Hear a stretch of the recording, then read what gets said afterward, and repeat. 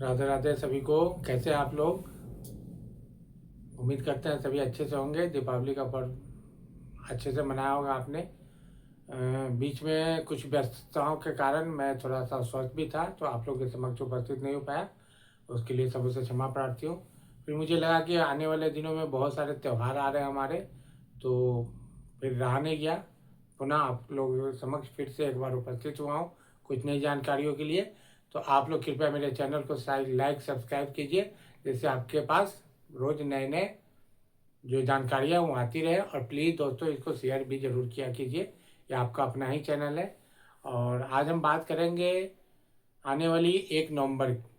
1 नवंबर हिंदू परंपरा में, सनातन धर्म में एक बहुत बड़ा दिन है। इस दिन को हम देवउठनी एकादशी के नाम से जानते हैं।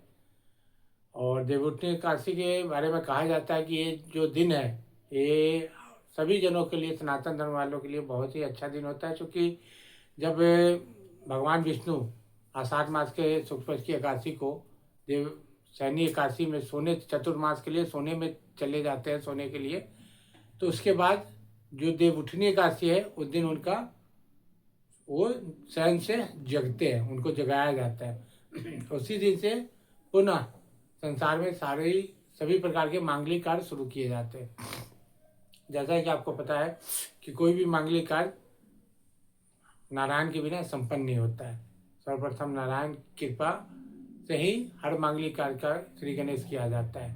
तो देव उठनी एकादशी की जो कहानी है वो यही है कि भगवान उस दिन जगे थे और भगवान को जगाया गया था। इस दिन तुलसी विवाह की भी परंपरा है। तुलसी जी का शालिग्राम जी के साथ विवाह किया जाता है बड़े धूमधाम से। इसके बारे में मैं आपको दूसरी वीडियो में बताऊंगा। फिलहाल आज के दिन आपको देवशयनी एकादशी के बारे में बात करता हूँ। और ये एकादशी जो है वो विस्तार से मैं आपको बताऊंगा दूसरे वीडियो में। एकादशी भगवान विष्णु के शरीर से उत्पन्न हुई थी, इसलिए ये सभी व्रतों में, जितने भी व्रत आप करते हैं उस सब में सर्वश्रेष्ठ व्रत माना गया है। एक एकादशी करने से हजारों यज्ञ और उसमें यज्ञ का फल मिलता है।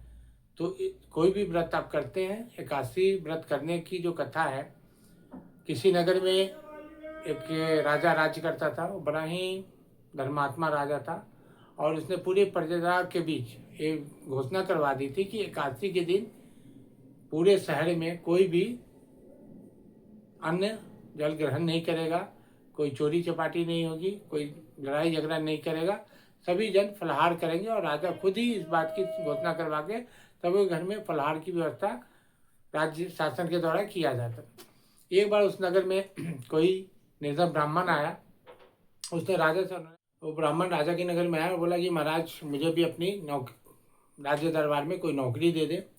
तो ब्राह्मण ने कहा कि ठीक है, मैं नौकरी तो दे दूंगा, लेकिन मेरे राज्य का एक नियम है कि मेरे राज्य में एकादशी के दिन पूरी प्रजा व्रत रखती है, कोई भी अन्न का ग्रहण नहीं करता है। तो ब्राह्मण ने कहा ठीक है। बट ब्राह्मण जो था उसे भूख बर्दाश्त नहीं होती थी। जब एकादशी का दिन आया तो सबों को फल वितरण किया गया, उसे भी मिला, लेकिन ब्राह्मण बेचैन हो गया और राजा के पास जाकर बोला कि महाराज, अगर मुझे अन्न जल नहीं ग्रहण करूंगा तो मेरी मृत्यु निश्चित है। तो फिर राजा ने उसके अनुनय विनय को देख के बोला कि ठीक है, इसे अन्न दे दिया जाए, क्योंकि अगर मेरे राज्य में है और ब्राह्मण अगर अन्न जल के बिना तड़पे तो इसका भी पाप मुझे लगेगा। तो उसे राज्य से अन्न दिया गया सैनिकों द्वारा और ब्राह्मण उसको लेके सुखपूर्वक गया नदी किनारे। उसने भोजन बनाई और भगवान को भोग लगाने के निमित्त उसने भगवान को बुलाया। तो भगवान पधार गए उसके अनुनय विनय को देख के। भगवान ने भी राजा ब्राह्मण के संग भोजन किया और फिर भगवान चले गए। जब अगली एकादशी आया तो राजा ने फिर कहा कि आपने जो पिछली बार दिया था उससे कम पड़ गया, उससे हम पेट नहीं भरा। तो राजा ने कहा कि हमने तो पर्याप्त मात्रा में तुम्हें राशन दी थी। तो उन्होंने बोला कि नहीं, हमारे साथ तो भगवान भी आते हैं, तो वो उनका भी भोजन होता है, तो कम पड़ जाता है। राजा ने कहा कि ठीक है। ब्राह्मण ने कहा कि ठीक है, आप चल के देख लीजिए। राजा ने कहा ठीक है। राजा ने फिर राशन दिलवाया और राजा उसके साथ नदी किनारे जाके पेड़ की ओट में छुप के देखने लगे। तो ब्राह्मण भोजन बनाकर हमने विनय करता रहा। उस दिन भगवान आए नहीं, सुबह से शाम हो गई। तो ब्राह्मण ने कहा कि भगवान, अगर आपने मेरी लाज ना रखी तो मैं नदी में कूद के अपने प्राण त्याग दूंगा। तो कहते कि हरि तो भक्तों के अधीन है।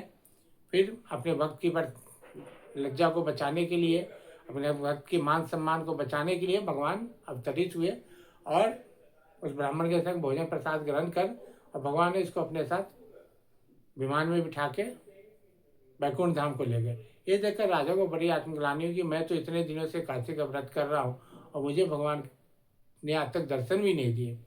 फिर तभी से राजा ने अपने मन में संकल्प लिया कि मैं भी अब बिल्कुल निस्वार्थ और बिल्कुल एकाग्रचित होकर भगवान की भक्ति भजन करूँगा। क्योंकि दोस्तों कोई भी आप पूजा पाठ करते हैं, जब तक आप उसमें एकाग्रता नहीं लाते हैं, मन को शांत स्थिर चित्त करके नहीं करेंगे तो आपको फल उसका नहीं प्राप्त होता है। तो ये तो थी एकादशी की कथा। आज का एक लक्की टिप्स है, वाणी में आकर्षण कैसे पैदा करें। तो जब भी आप स्नान करते हैं, स्नान करने के बाद आप बाहर आए गीले में ही तौलिया लपेटे हुए, और अपने दाहिने हाथ के अंगूठे को, ये जो अंगूठा होता है, इसको आप अपने कंठ पे रखें। ऐसे ऐसे रख के आपको 7 बार बोलना है। क्या? ओम श्री गणेशाभ्याम नमः, ओम श्री गणेशाभ्याम नमः। यकीन मानिए धीरे धीरे आपके जीवन में परिवर्तन आएगा और आपका एक व्यक्तित्व, आपका आकर्षण आम जनों के बीच बनता जाएगा। आपकी वाणी में एक आकर्षण होगा, आपको लोग ध्यान से सुनेंगे। तो आज के लिए इतना ही। जय श्री राम। वीडियो को लाइक शेयर और सब्सक्राइब जरूर कीजिए।